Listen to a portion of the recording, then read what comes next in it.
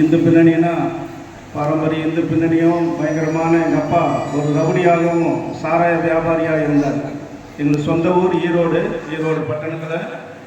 நாங்கள் சாராய வியாபாரி ரவுடியாக இருந்தால் சமாதான நிம்மதி கிடையாது. நாங்கள் வீட்டுக்கு சாப்பாட்டு காசு வாங்க போகும்போது சாராயம் விட்டு கொடுப்பாங்க.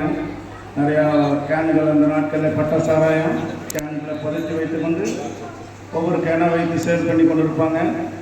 அப்படிப்பட்ட அந்த குடும்பத்தில் பிறந்த சாபமும் சஞ்சலமும் அடித்தடி எங்கள் குடும்பத்தில் நிம்மதியில்லாத அந்த நிலைமையில் சமாதானமற்ற நிலைமையில் என் குடும்பத்தார் இருந்த நானே என் தாயார் என்னோட தங்கச்சி இப்படிப்பட்ட வாழ்ந்த நாட்களில் என்னுடைய தகப்பனார் சடுதியாக ஒரு விபத்தில் மறித்து விட்டார். என்னை சின்ன வயசுலேயே இந்த ஜவுளி தொழில் கடையில் டெக்ஸ்டைல்ஸில் ஜவுளி கடையில் நீ 9 வயசுலேருந்து சேர்த்திட்டாங்க. சரியான நேரத்தில் வாலிப நாட்களில் இந்த ஏசாண்டவரை அறிஞ்சு கொள்ளும்படியாக ஒருத்தர் அப்படியே ஒரு டெய்லர் கடையிலேருந்து நண்பர் மூலமாக சர்ச்சுக்கு ஆலயத்துக்கு போக ஆரம்பித்தேன். அங்கே நாங்கள் ஆலயத்துக்கு போகும்போது என்னுடைய வீடு ரோட்டோரமாக குடிசை வீடு தான். இந்த குடிசை வீட்டில் கஞ்சா வியாபாரிகளும் சாராய வியாபாரிகளும் தான் இருந்தாங்க. புறம்போக்கு நிலம். அந்த இடத்துலேருந்து தான் ஆலயத்துக்கு சைக்கிளில் போவேன். அதெல்லாம் எதுக்கு சொல்கிறேன்னா, அப்படிப்பட்ட நிலையில் இருந்த நம்ம ஆலயத்துக்கு போகும்போது இவ்வளவு சாபத்தில் பாவத்தில் இருந்தேங்கிறத ஆலயத்துக்கு போனோன்னு தான் தெரிஞ்சுக்கிட்டேன். நானும் என் தகப்பனாரை போல் குடிக்கவும் வெறிக்கவும் சீட்டாடவும் சிகரெட்டு பீடி பல்வேறு விதமான பாவ பழக்கங்கள் சாப கட்டில் நானும் இருந்தேன். சம்பளம் வாங்கினா தான் சாப்பாடு, அந்த மாதிரியான ஒரு வேலைக்கு போய் கஷ்டப்பட்டு கொண்டு இருந்தோம். என் தகப்பனார் இல்லை, என் தாயார் தங்கச்சி அவங்க அந்த வீட்டு வேலை போய் செஞ்சு 4 வீட்டில் வேலை செஞ்சு அந்த பழைய சாப்பாடு அந்த மாதிரி நிலைமையில் வாழ்ந்தோம்.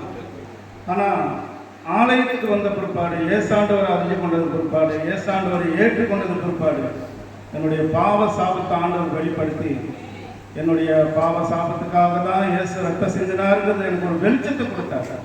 நானும்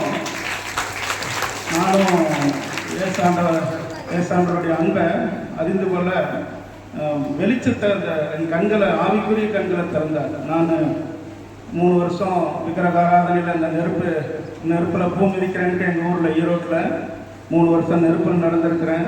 3 வருஷம் 3 மொட்டை இந்த மாதேஸ்வர மலையில் மொட்டை போட்டிருக்கிறேன். பல்வேறு விக்கிரக அவ்வளவு வைராக்கியமாக இருப்பேன். ஆனால் அங்கெல்லாம் பார்க்கும்போது ஒரு சமாதான நிம்மதி கிடையாது. என் இருதயம் பாவ சேரு மாதிரி இருக்கும்.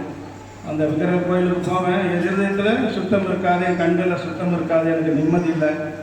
ஆனால் நானும் அந்த பாவ வாழ்க்கையில் நானும் பல்வேறு விதமாக கடனில் சீட்டாட்டத்தில் இந்த தகப்பனாரை போல நானும் போக ஆரம்பிச்சிட்டேன். ஆண்டவர் மட்டும் என்னை பிடிச்சி ஏசாண்டவருடைய வாழ்க்கையை மாற்றினார், எல்லாவற்றையும் மாற்றினார். அவருடைய ரத்தத்தினால என்னுடைய பாவ சாபங்களை கழுவினார்.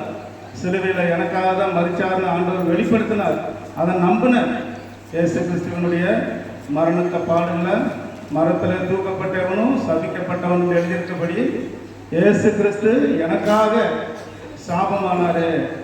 என்ன என் 10 தலைமுறை சாபம், 7 தலைமுறை சாபத்திலிருந்து, என் மூதாதையருடைய சாபத்திலிருந்து, பாவத்திலிருந்து, என்னுடைய பாவ சாபத்திலிருந்து என்னை மீட்கும்படியாக அவர் ரத்த சிந்தினாரு அப்படின்னு எனக்கு ஒரு விசுவாசத்தை வெளிச்சத்தை கொடுத்து அதை நம்பினேன். அதனால் முழு விடுதலை எனக்கு கொடுத்தார். என்னுடைய எல்லா பாவ கட்டுகளிலிருந்து, எல்லா கெட்ட பழக்க வழக்கங்களிலிருந்து விடுதலை கொடுத்தாரு.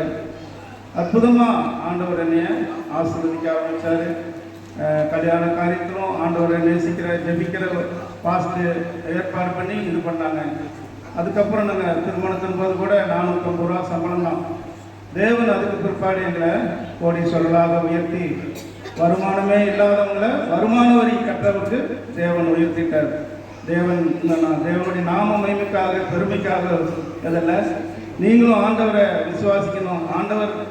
ஆண்டவரை முழுதுமாக நம்பி ஆண்டவரையே சார்ந்து கொள்ளும்போது நமக்கு தேவன் நிச்சயமாக நம்மளை கைவிட மாட்டார்னு தெரிஞ்சுக்கிட்டோம். நமக்கு இந்த கிறிஸ்மஸ் பரிசா கொடுக்குறாங்க. ஆனால் நமக்காக பரிசா இயேசுவே நமக்கு வந்திருக்கிறார். உங்களுக்காக பரிசா அதை நம்பணும். பரிசா நான் அதை நம்பினேன். இந்த பரிசை நம்பல, இயேசுவே பரிசா உலகத்தில் வந்திருக்கிறாரு, எனக்காக வந்தாருன்னு நான் நம்பினப்போ தேவன் என்ன ஆசீர்வதிச்சாரு. மனுஷர் மூலமா இல்லை, தேவனே என்ன ஆசீர்வதிச்சார். அதான் சொன்ன இல்லையா, வருமானமே இல்லாதவனை வருமான வரி கட்டுறதுக்கு சாதாரணமாக அந்த ஓலை புறம்போக்கு நிலத்தில் இருந்து ஆலயத்துக்கு சைக்கிளில் போயிட்டு வருவேன். அப்படிப்பட்டவனுக்கு 2 காரை கொடுத்துருக்கிறாரு. பெரிய பெரிய பில்டிங்கு, சொந்த பில்டிங்கில் கோடிக்கணக்கான சொத்துக்களையும் ஆஸ்திகளையும் அந்தஸ்துகளையும் கொடுத்துருக்கிறாரு. ஆண்டவர் ஆசீர்வதிக்கும் நினைச்சா படிப்பு பெருசு இல்லைங்க.